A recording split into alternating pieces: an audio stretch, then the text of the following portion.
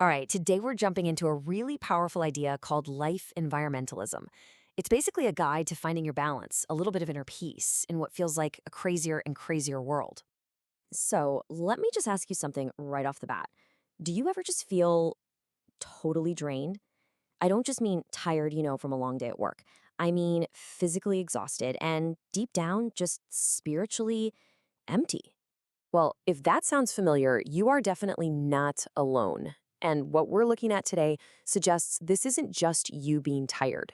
It's a sign. It's like a warning light on your dashboard, telling you that the delicate ecosystem between your body, your mind, and your soul, it's been knocked completely out of whack. So, what's knocking us off balance? That's what this first section is all about. Trying to understand the root causes of this modern burnout we're all feeling. The modern world can feel like a total pressure cooker, right? And the sources of that pressure are just everywhere. You've got this constant, nonstop surge of materialism telling you to want more, and the pressure of consumerism to buy more. All of that just creates this background hum of anxiety and frustration that, if you let it go on for too long, can spiral into a real sense of despair. It's no wonder we feel so depleted. Okay, but what if there's a different way to handle all this? That is exactly where this idea of life environmentalism comes in. So, what is it really?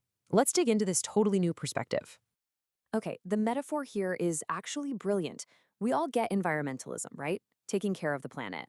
Well, life environmentalism just takes that exact same idea and turns it inward.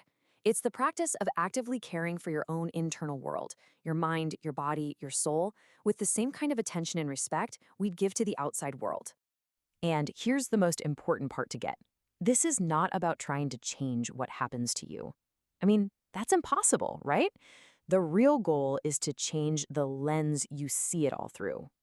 It's about learning to reinterpret the events of your life from a fresh, more positive perspective. And that leads us straight to the powerhouse behind this whole concept, the incredible, and I mean incredible, power of your own mind to literally shape the world you experience. You can think of this a little like kintsugi. That's the beautiful Japanese art where they repair broken pottery with gold. The whole point is that the piece becomes even more beautiful because it was broken. In the same way, positive interpretation isn't about pretending negative things don't happen. It's about mending those cracks.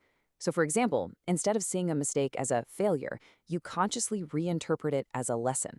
The event doesn't change, but its meaning does. And that act alone transforms pain into mindfulness. And this single quote, wow, it pretty much sums up the entire philosophy. Our world is a reflection of our mind.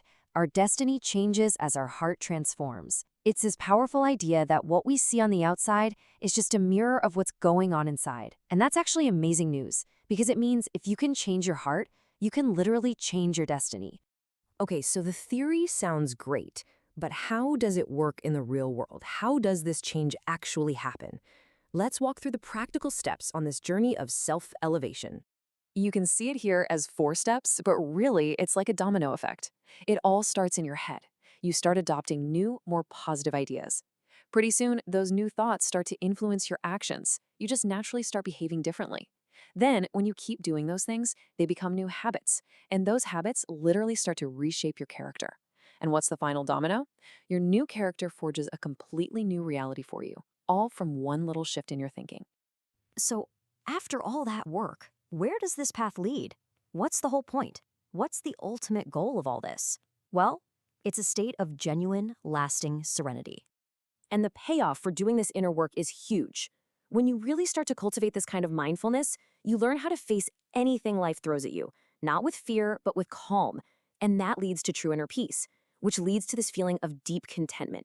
And ultimately, you get to a place of lasting serenity that doesn't depend on whether you're having a good day or a bad day. It's just there. So let's wrap this up with a question for you to take away. Think of it as a little challenge. Right now, in your own life, what's just one negative story you're telling yourself about a situation, about your job, about anything that you could consciously try to flip to a positive one today?